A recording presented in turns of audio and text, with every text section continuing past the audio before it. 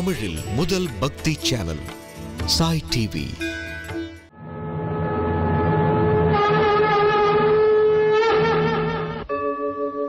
यदा यदा हि धर्मस्य ग्लानिर्भवति भारत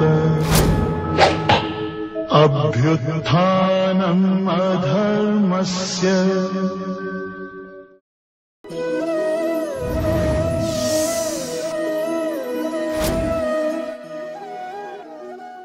ओम प्रपन्नपारिजाताय तोत्रवेत्रैकपाणये ज्ञानमुद्राय कृष्णाय गीतामृतदुहे नमः. ஓம் மூர்த்தி எல்லாம் வாழி எங்கள் மோனகுருவாழி அருள் வார்த்தை என்றும் வாழி அன்பர் வாழி பராபரமே. ஓம் சர்வேभ्यो சத்குருभ्यो நமோ நமஹ. ஹரி ஓம். அனைத்து சாய் டிவி நேயர்களாகிய அன்பு உள்ளங்களுக்கும் என்னுடைய வாழ்த்துக்களையும் வணக்கங்களையும் தெரிவித்துக் கொள்கின்றேன். எல்லாம் வல்ல இறைவனுடைய பேரருளாலும் அம்பிகையினுடைய திருவருளாலும் நம் அனைவருக்கும் அனைத்து விதமான சௌபாகியங்களும் கிட்ட வேண்டும் என்கின்ற பிரார்த்தனையுடன் இன்றைய வகுப்பை தொடங்குகின்றோம். ஸ்ரீமத் பகவத்கீதா 3வது அத்தியாயம். ஓம் ஸ்ரீ கிருஷ்ணாய பரமாத்மனே நமஹ. அத த்ருதியோத்யாயः கர்மயோகः. அர்ஜுன உவாச ஜாயசி சேத் கர்மணஸ்தே மதா புத்திர்ஜனார்தன தத்கிம் கர்மணி கோரே மாம் நியோஜயசி கேசவ. கடந்த 2வது அத்தியாயமானது முழுமையாக நிறைவு பெற்றவுடன் கடைசியில் ஒவ்வொரு அத்தியாயத்திலும் 4 வரிகள் காணப்படுகின்றன.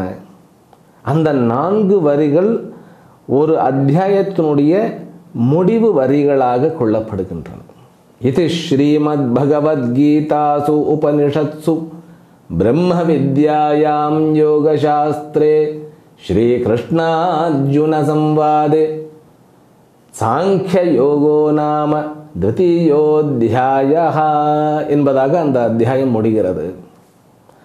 அதாவது இது ஸ்ரீமத் பகவத்கீதாசு இவ்வாறாக ஸ்ரீமத் பகவத்கீதையில், எப்படிப்பட்ட பகவத்கீதையில் அப்படின்னா உபனிஷத்திற்கு நிகரான பகவத்கீதையில் பிரம்ம வித்யை தலை சிறந்த வித்யாக சொல்லுகின்ற பகவத்கீதையில் இது ஸ்ரீமத் பகவத்கீதாசு உபனிஷத்சு பிரம்ம வித்யாயாம் யோக சாஸ்திரே, யோக சாஸ்திரம் என்கின்ற அத்தனை சாஸ்திரங்களுக்குள் தலை சிறந்த சாஸ்திரமாகிய இந்த நூலில் ஸ்ரீ கிருஷ்ணார்ஜுன சம்வாதே, கிருஷ்ணருக்கும் அர்ஜுனனுக்கும் நடந்த உரையாடல் வடிவில் இருக்கக்கூடிய இந்த நூலில் சாங்கிய யோகம் என்கின்ற 2வது அத்தியாயமானது நிறைவு பெற்றது. இதுதான் அந்த 4 வரிகளுக்குண்டான சுருக்கமான அர்த்தம்.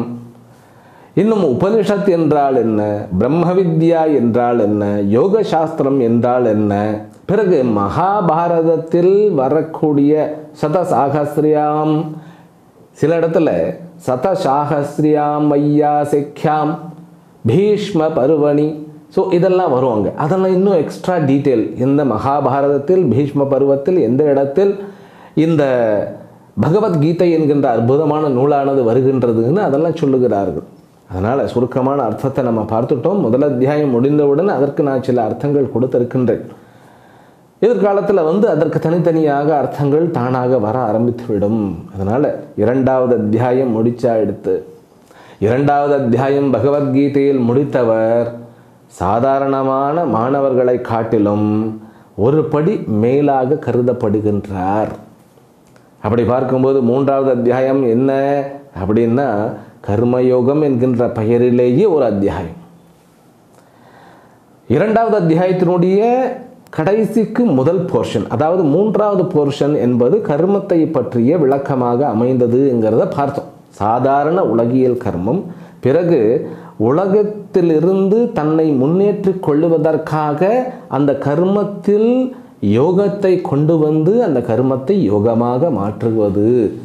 அப்படி யோகமாக மாற்றும் பொழுது ஆன்மீகத்தின் முன்னேற்றமானதும் ஏற்படுகிறது என்று அங்கு சொல்லப்பட்டது. இந்த கர்மம் என்பது மிகவும் சூக்ஷ்மமான விஷயம். இது ஒரு தடவை நாம் கேட்பதினால் நமக்கு புரிவதில்லை. ஏன் புரிவதில்லை? பாடத்திட்டத்தில் கோளாரோ, பகவானே சொல்லியும் புரியலை. யாருக்கு? அர்ஜுனனுக்கு புரியலை. 2வது அத்தியாயத்துடன் சொல்ல வேண்டிய அத்தனையும் சொல்லியாகிவிட்டதுன்னு நான் சொல்லிட்டேன். பிறகு இதற்கு 3வது அத்தியாயம் அப்படின்னா 3வது அத்தியாயத்தில் பாருங்களேன், முதல்ல பகவான் பேசலை, அர்ஜுனனுடைய கேள்வியாக வருகின்றது. இந்த கேள்வி பதிலானது மனனம் என்கின்ற ஒரு வார்த்தையில் குறிப்பிடப்படுகிறது வேதாந்த பாடத்தில். வேதாந்தம் என்பது ஸ்ரவணம், மனனம், நிதித்தியாசனம் என்கின்ற 3 படித்தரங்களை கொண்டது. ஸ்ரவணம் என்றால் இது இந்த வார்த்தைக்கு நாம் சாதாரணமாக அர்த்தம் புரிந்து கொண்டால் கேட்டல் என்பது பொருள். ஸ்ரவணம் செய்தல் அப்படின்னா கேட்டல் என்பது பொருள். ஆனால் இந்த கேட்டல் அப்படிங்கிறது நான் ஒரு விஷயத்தை கேட்கிறேன், அதற்கு பேர் ஸ்ரவணமா. இப்போ ஒரு சினிமா பாடலை நான் கேட்கிறேன், ஒரு கவிதையை கேட்கின்றேன், அடுத்தவர் பேசுவதை கேட்கின்றேன். இவைகளெல்லாம் ஸ்ரவணமா? அல்லது ஒரு சாண்டிங் போகிறது, மந்திரம் போகிறது, அந்த மந்திரம் கேட்கறதுக்கு ரம்யமாக இருக்கிறது, அந்த மந்திரத்தை கேட்குறேன். கேட்ட உடனே என்ன நமக்கு? ஓம் ஜாத்தவேதசே சுனவாம் அசோமராதி அதோ நிதஹாதி வேதஹ சனஃப் பருஷததி துர்காணி விஸ்வா நாவே வசந்தந்துரிதாத்யக்னி அப்படின்னு சொல்லி அப்படியே கேட்கறது இல்லையா? ஓம் ஸ்ரீமாதா ஸ்ரீ மகாராஜ்ஞி ஸ்ரீமத் சிம்ஹாசனேஸ்வரி சிதக்னிகுண்ட சம்போதா தேவகாரிய சமுத்யதா உத்யத்பானு சகஸ்ராபா இப்படி அப்படியே கேட்கறது. லலிதா சஹஸ்ரநாமம் கேட்கும்போதே எவ்வளோ ரம்யமாக இருக்கிறது. இதற்கு பெயரும் ஸ்ரவணமா. கேட்டல் என்பது ஸ்ரவணம் என்கின்ற வார்த்தையினுடைய லிட்டரல் மீனிங், அதாவது நேரடி அர்த்தம். டிக்ஷனரியில் போய் பார்த்தா கேட்டல்னு இருக்கும். ஆனால் இந்த ஸ்ரவணம் என்பது, வேதாந்த ஸ்ரவணம் என்பது குருவுக்கும் சிஷ்யனுக்கும் இடையில் ஏற்படுகின்ற ஒரு கெமிஸ்ட்ரியினால் வருவது. இதை நான் பொறுமையாக இன்னைக்கு சொல்கிறேன், ஏன்னா அவசரப்படலை.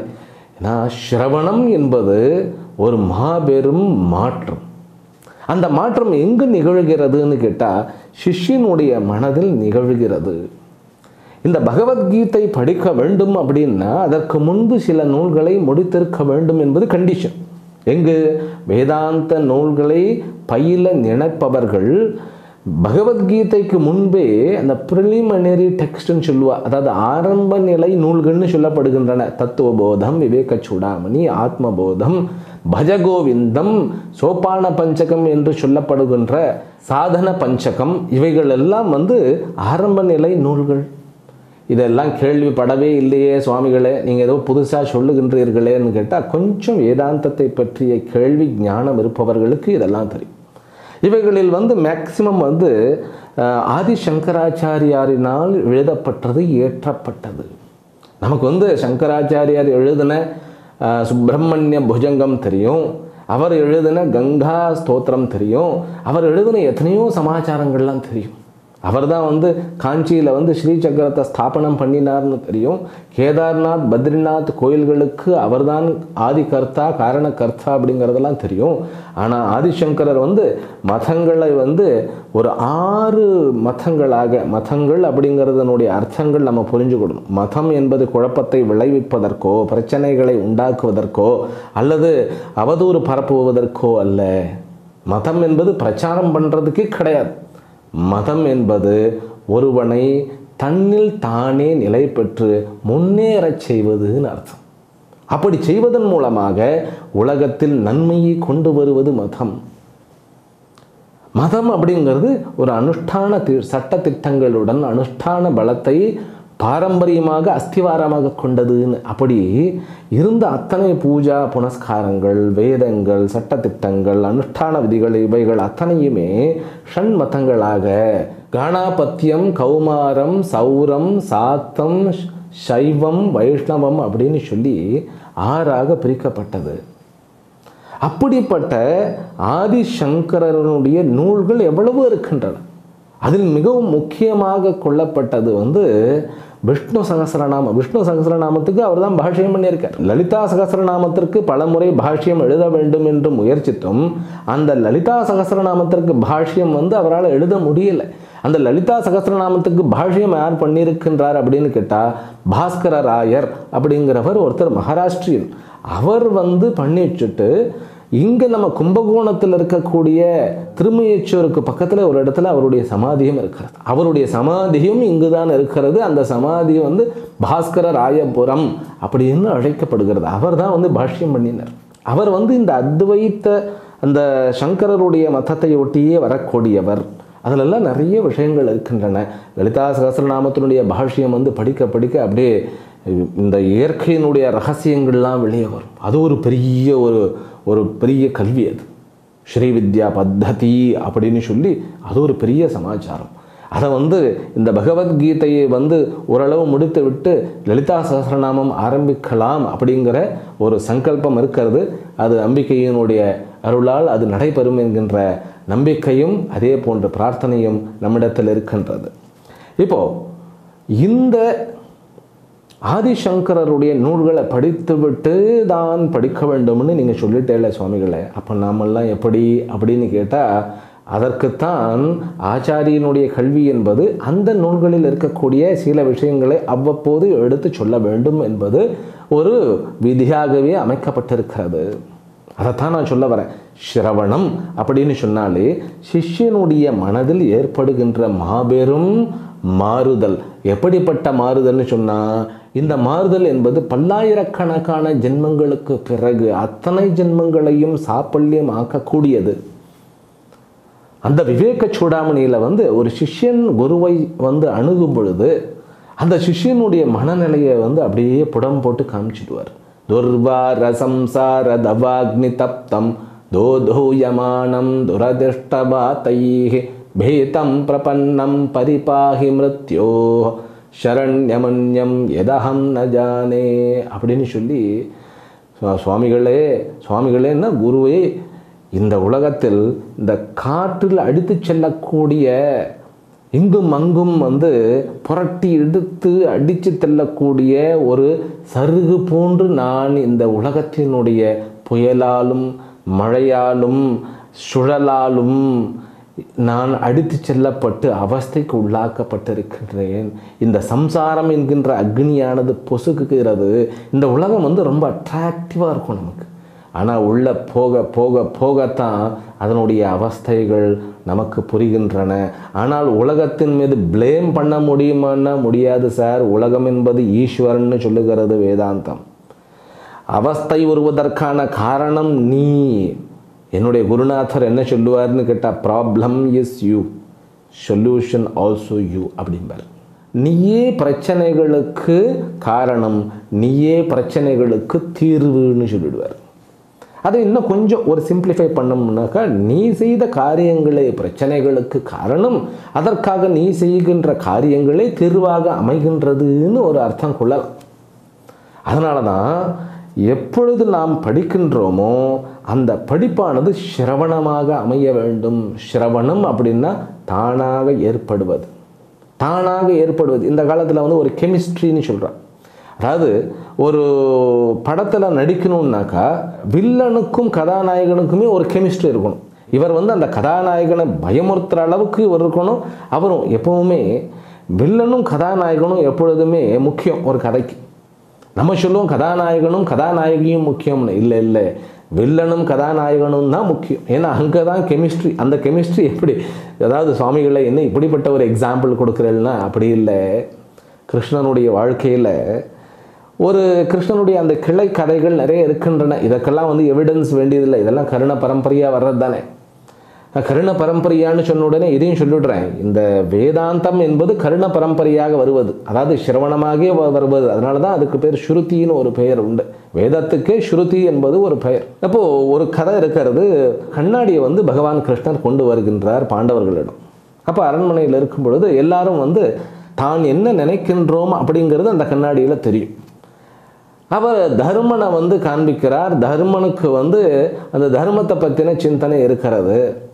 அர்ஜுனனுக்கு வந்து அந்த கண்ணாடியானது காணப்படுகிறது. காண்பிக்கும் பொழுது அவனுக்கு வந்து யார் தெரிகின்றார்கள்னு கேட்டால் கிருஷ்ணனுடைய தங்கையாகிய சுபத்திரை தெரிகின்றாள்னு சொல்லப்பட்டது. பீமனுக்கு வந்து துரியோதனன் தெரிகின்றான்னு சொல்லப்பட்டு இப்படியே பார்த்து கொண்டே வரும் பொழுது இந்த திரௌபதியை டபக்குன்னு என்ன பண்ணிவிடுறா, அந்த கண்ணாடியை கிருஷ்ணனுடைய பக்கம் திருப்பிடுறான். பார்த்தா கிருஷ்ணன் வந்து என்ன நினைச்சு கொண்டு இருப்பார் அப்படின்னு யாருக்கு தெரியும்? அவர் பரமானந்தத்தில் திளைத்து கொண்டு இருப்பார்னு தானே நம்ம நினைப்போம். ஆனால் அதில் சகுனி தெரிஞ்சார்னு சொல்லுவாங்க. அப்போ கிருஷ்ணனுடைய எண்ணம் எப்பொழுதுன்னு கேட்டால் சகுனியோடையே இருக்கிறது. அவன் என்ன பண்ணிட்டு இருக்கான், என்ன பிளான் பண்ணிட்டு இருக்கான் அப்படின்னுட்டே இருக்கிறது. இந்த கதையை நான் சுருக்கமாக முடித்து விட்டேன். ஏன்னா அந்த கதையில் வந்து நிறைய சுவாரஸ்யமான சம்பவங்கள்லாம் இருக்கிறது. இருந்தாலும் கிருஷ்ணனுக்கு வந்து எப்பொழுதுமே சகுனியினுடைய சிந்தனை, ஏன்னா இவர் ஒரு பிளான் பண்ணினா அவருக்கு கவுண்டர் பிளான் பண்ணி ஆகணுமே அப்படின்னு. அதனால் அந்த ஒரு நெகட்டிவான எக்ஸாம்பிளாக இருந்தாலும் அதற்கும் ஒரு கெமிஸ்ட்ரி தேவைப்படுகிறது. ஒருவருக்கு ஒருவர் நேசிக்கின்ற இருவர்களுக்குள் இந்த கெமிஸ்ட்ரி இருந்தால் தான் அங்கே வந்து கட்டுமானம், அதாவது அந்த பாலம் ஒழுங்காக அமையும். அப்படி இந்த கெமிஸ்ட்ரி ஏற்படணும். இந்த கெமிஸ்ட்ரி என்பதற்கு அது ப்ராப்பரான இணைவுன்னு சொல்லலாம், அல்லது பாலம்னு சொல்லலாம், அல்லது இந்த ஒன்னஸ்ன்னு சொல்லலாம். இந்த கெமிஸ்ட்ரியானது ஏற்படணும். அப்போ அவர் வந்து சரணாகதி அடையணும் அப்படின்னு சொல்லும் பொழுது அந்த சிஷ்யன் விவேக சூடாமணியில் வந்து இப்படி கேட்கிறதாக ஆதிசங்கரர் சொல்லுகின்றார். தகுந்த மனப்பான்மையுடன் குருவை அணுகி புண்ணிய பலன் இருக்குமாகில் அந்த நேரத்தில் குருவுக்கு உடல் நலம் சரியில்லை அப்படின்னா போயிடுச்சு. அதனால தான் ஓம் சகனா பவது சகனௌ புனக்து சக வீர்யங்கரபாவகை தேஜஸ்வினாவதீதமஸ்து மா வித்விஷாவகை ஓம் சாந்தி சாந்தி சாந்தி என்கின்ற மந்திரம் வந்து ஒவ்வொரு வேதாந்த பாடம் ஆரம்பிக்கிறதுக்கு முன்னாடியும் சொல்ல வேண்டும் அப்படின்னு சொல்லி ஒரு விதியே இருக்கிறது. அதில் என்னன்னு கேட்டால், இறைவா நம் இருவரையும் காப்பாற்றுவாயாக, என்னையும் என்னுடைய குருவையும் காப்பாற்றுவாயாக. இது வந்து சிஷ்யனுக்காக சொல்லப்பட்டதாக இருந்தாலும் அந்த குருவும் வந்து ஒரு காலத்தில் சிஷ்யனாக இருந்திருக்காரு இல்லையோ. அவர் வந்து தன்னுடைய குரு கிட்ட இருந்து, ஏன்னா குரு வந்து நிறைய நிலையில் இருப்பவர், சிஷ்யனுக்கு தான் அங்கே ப்ராப்ளம்ஸ் நிறைய இருக்கிறது. அப்போ சிஷ்யனுடைய கர்ம பலன் வந்து குருவிடம் அண்ட விடாது அப்படிங்கிற ஒரு சமாச்சாரமும் நம்ம பார்த்து.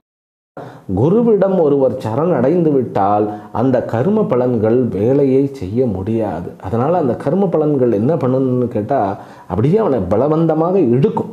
அந்த இழுக்கும்போது அங்கேயே வந்து குரு மேலேயே இருக்கக்கூடிய குறைகள், ஏன்னா குருவும் வந்து மனித வடிவில் இருப்பவர் அப்படிங்கிறதுனால அங்கே ஏதாவது கொஞ்சம் குறைகள் இருந்ததுன்னு வச்சு கொடுங்களேன். அது ஒரு கோபமாக இருக்கும். குரு வந்து கொஞ்சம் கோபக்காரராக இருப்பார் இல்லையா. குறையை வந்து அப்பப்போ வந்து சடக்குன்னு சுட்டி காண்பிக்கக்கூடிய சிடுசிடு முகமாக இருப்பார். இப்படி ஏதாவது ஒரு சின்ன சின்ன குறைகள் இருந்தால் அதை பெரிதாக மதித்து அதிலிருந்து விலகக்கூடிய அந்த ஒரு தன்மையை கொடுத்து விடும். அப்படிலாம் விலகினாலும் எனக்கு தானே நஷ்டம் அப்படின்னு சொல்லிட்டு இந்த குரங்கு குட்டியும் பூனை குட்டியும் பார்த்தா தெரியும். குரங்குனுடைய அந்த குட்டி குரங்கு தன்னுடைய தாயை தான் பிடிச்சி விட்டுருக்கும். பட் பூனையை வந்து தாய் பூனையானது கவ்வி எடுத்துக்கிட்டு போகும்.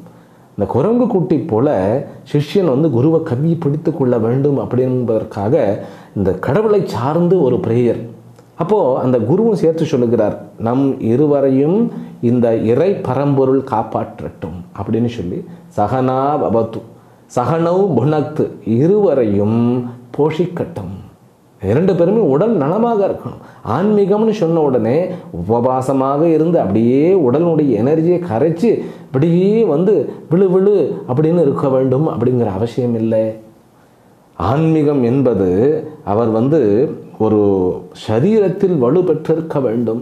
ஆனால் அது எப்படிப்பட்ட வலுவாக இருக்க வேண்டும் அப்படின்னாக்கா அது ஜீவசக்தியாக வலிமையாக இருக்க வேண்டும் என்பது அர்த்தம். அப்புறம் அவர் சொல்ல சகனா பவது சகனௌ புனக்து சக வீரியம் கரபாவகை எங்களுக்கு இரண்டு பேருக்கும் வீரியம் கொடுக்க வேண்டும். வீரியம் என்றால் சக்தி. எதற்கு? அடுத்த நாடோட போர் புரிவதற்கா, சண்டை போடுவதற்கா, இல்லை வேற ஏதாவது ஒரு சங்கம் ஆரம்பிப்பதற்கான்னு கேட்டால் இல்லை. இந்த வீரியம் என்பது புத்தி சக்தி. ஏன்னால் சூக்ஷ்மமான விஷயங்களை புரிந்து கொள்ள வேண்டிய புத்தி சக்தி இருவருக்கும் வேண்டும். சொல்லிக் கொடுக்கக்கூடிய, அதாவது தன்னுடைய குருநாதர் தனக்கு சொல்லிக் கொடுத்த அந்த விஷயங்களை முழுமையாக எதிரில் உட்கார்ந்திருக்கக்கூடிய அந்த மாணாக்கனுடைய மனநிலைக்கு ஏற்றவாறு சொல்லிக் கொடுக்க வேண்டிய தன்மை எனக்கு வேண்டும். அதை இதுவரைக்கும் கேட்டு அறிந்திராத புதிதாக இருக்கக்கூடிய இந்த விஷயத்தையும் அதில் இருக்கக்கூடிய சூக்ஷ்மத்தையும் புரிந்து கொள்ள வேண்டிய சக்தி சிஷ்யனுக்கும் இந்த இருவருக்கும், ஆக இந்த இருவருக்கும் இந்த சக்திகள் வேண்டும் என்பதற்கு தான் சக வீரியம் கரவா வகை. இந்த கடைசியில் மா வித்விஷா வகை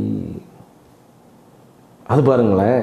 அதாவது சக வீரியங்கரவா வகை தேஜஸ்வி நாவதேதமஸ்து. இந்த ஒளி வெள்ளமானது நாளுக்கு நாள் பெருகி எங்களுடைய புத்தி சக்தியை தீக்ஷண்யம் ஆக்க வேண்டும். இது அப்படியே நம்ம நினச்சி பார்த்தா காயத்ரிக்கு ஈக்குவலாக இருக்கும்.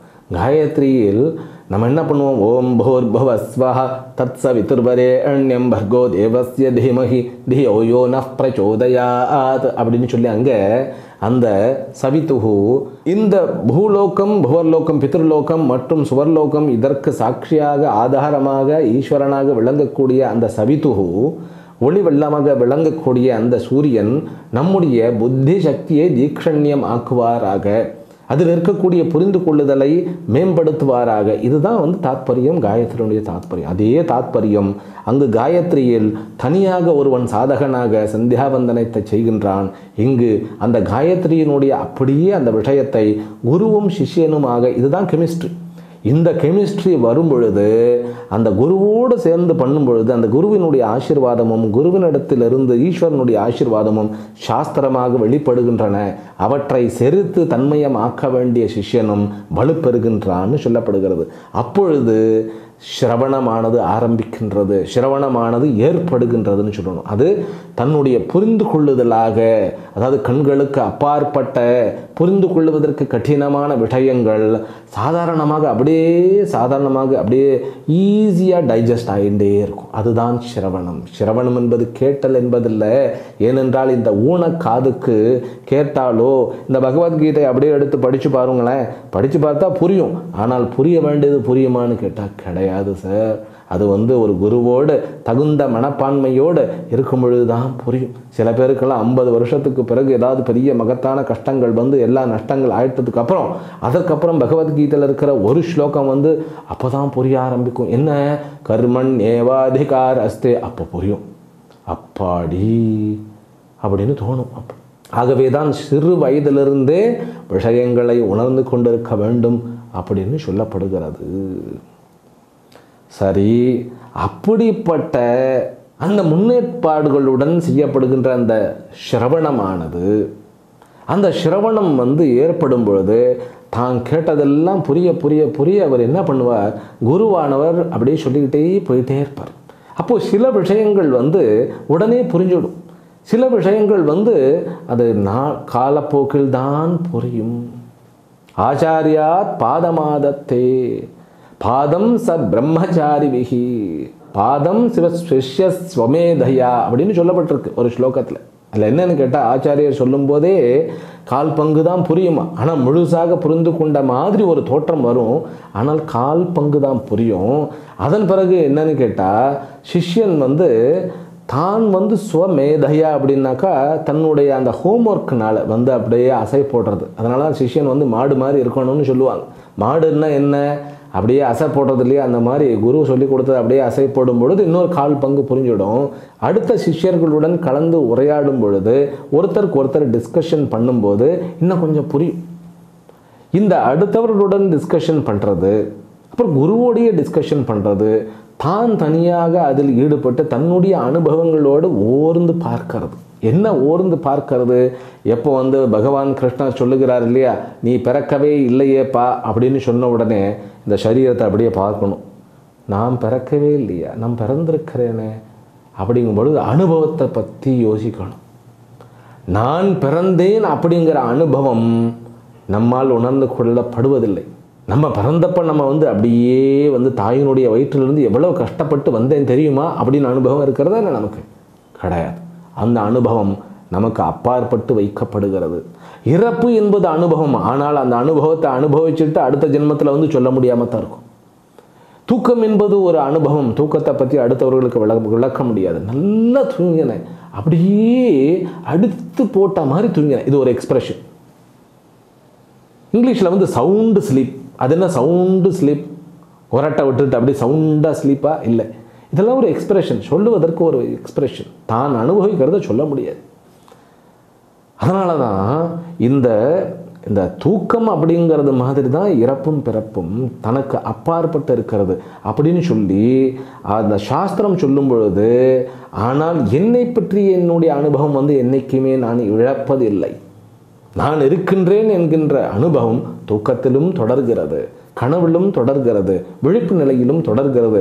அப்படி தன்னுடைய உண்மையான அனுபவத்தையும் உண்மையையும் உலகத்தில் இருக்கக்கூடிய அதனுடைய புரிந்து கொள்ளுதலையும் ஓர்ந்து பார்த்து அவர் புரிஞ்சு கொள்வார். இந்த பார்ட் வந்து அதாவது சந்தேகம் தெளிந்து பிறகு தான் செறித்து இதை வந்து என்ன பண்ணுவோம், இரண்டாக பிரிக்கின்றோம். குரு சொன்ன உடனே கொஞ்சம் புரிஞ்சிடுறதா, அப்புறம் தான் படிக்க படிக்க படிக்க என்ன ஆகிடும், சந்தேகம் வந்துடும். அந்த சந்தேகத்தை வந்து நிவர்த்தி பண்ணும் பொழுது அந்த சந்தேகம் நிவர்த்தி படலம் வந்து மனனம் என்று கூறப்படுகிறது. மனனம்னா என்ன? மறுபடியும் படித்து சந்தேகத்தெல்லாம் நிவர்த்தி பண்ணிக்கிட்டே இருக்கிறது மனனம். அந்த மனனம் தான் இப்பொழுது அர்ஜுனனுக்கு நிகழப்போகிறது. ஆனால் வந்து இந்த பகவத்கீதையே சிரவணம்னு சொல்லக்கூடியது தான் உண்மையான அர்த்தம். ஆனால் இவர் இங்கிருந்தே சந்தேகமாகவே படித்து கொண்டு போகிறதுனால இதுவும் ஒரு மனனத்தை போன்றது தான் அர்ஜுனனுக்கு. ஆனால் நமக்கு இது சிரவணம் தான், அதை புரிஞ்சு கொடுங்க. நமக்கு கடைசி வரைக்குமே சிரவணம் தான். ஏன்னா கடைசி வரைக்குமே புதுசாக வந்து பகவான் சொல்லி கொண்டே இருப்பார். அப்போ நமக்கு கடைசி வரைக்கும் சிரவணமே.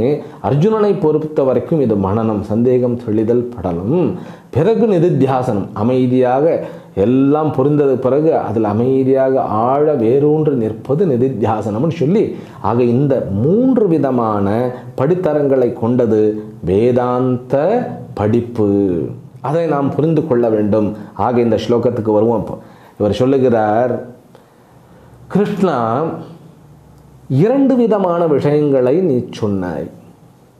ஞானத்தை சார்ந்து நிறைநிலையை அடைவது, கர்மத்தில் ஈடுபட்டு நிறைநிலையை அடைவது.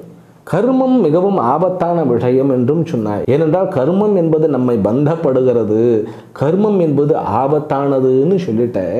அதனால் ஆபத்தான கர்மத்தில் போய் என்னை ஏன் தள்ளுற? கடைசியில் சொல்லும்போது கர்மயோகம்தான் உனக்கு முக்கியம் அப்படிங்கிற மாதிரி சொல்கிறையே.